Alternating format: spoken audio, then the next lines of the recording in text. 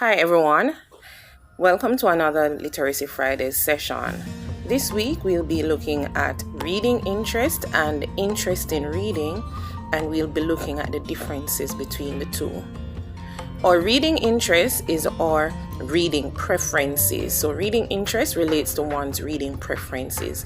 It is all about what you like to read or what you like to read about. So when we say what you like to read, do you love to read storybooks or do you prefer to read articles? Do you love to read content online, or are you the type who loves to pick up a hard copy of a book? Are you the type to read audio books with the words flowing on the screen, or do you just like to read at your own pace, listen to your own inner voice?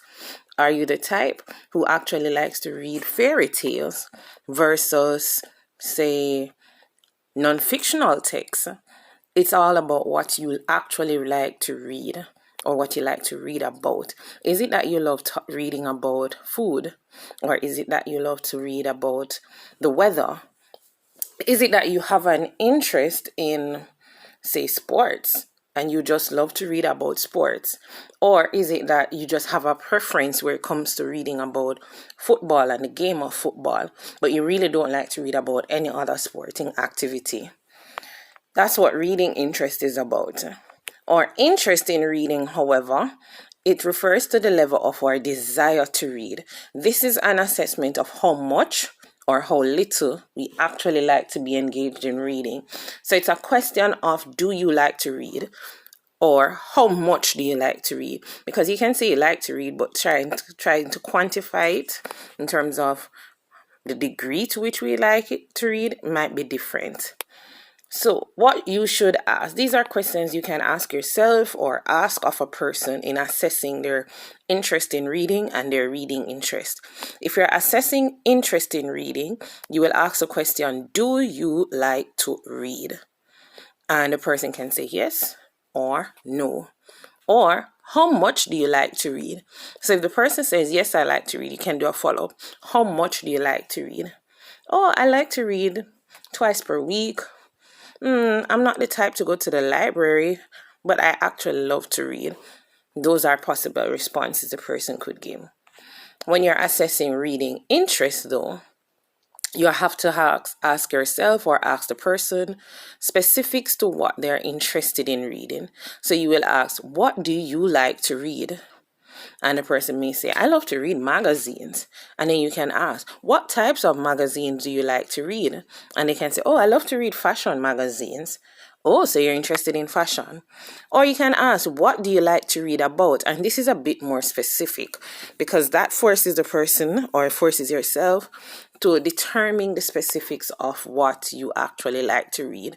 And when you know what you like to read, you are aware of what to purchase or how to go about seeking that reading content.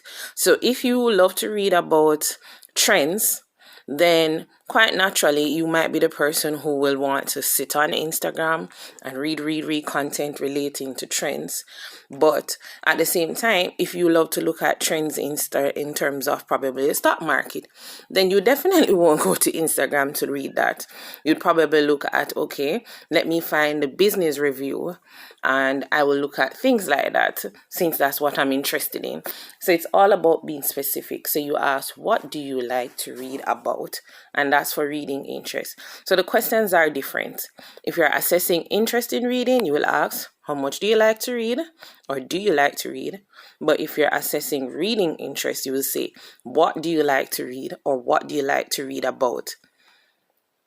Okay, so we're going to look at some of the things that actually show reading interest.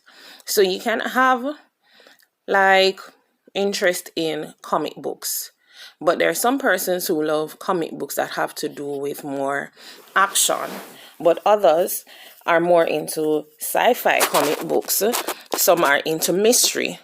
Some prefer to read probably things that relate to realistic fiction, although it's presented in anime content. It's quite realistic.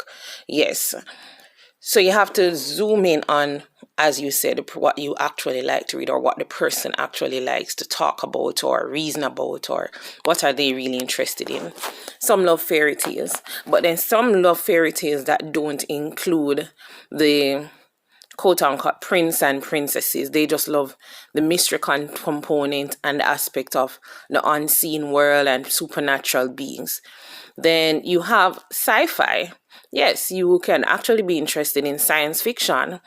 You want to talk about or learn about or read about things under the sea, those extraterrestrial spirits as well, and extraterrestrial beings, and you want to read about some other planets or how even Earth is changing and we're not realizing. But others love to read realistic fiction, and realistic fictions are those stories which involve characters and settings that are true to life. They love to connect to events that could actually happen. We don't want to be in a make-believe world.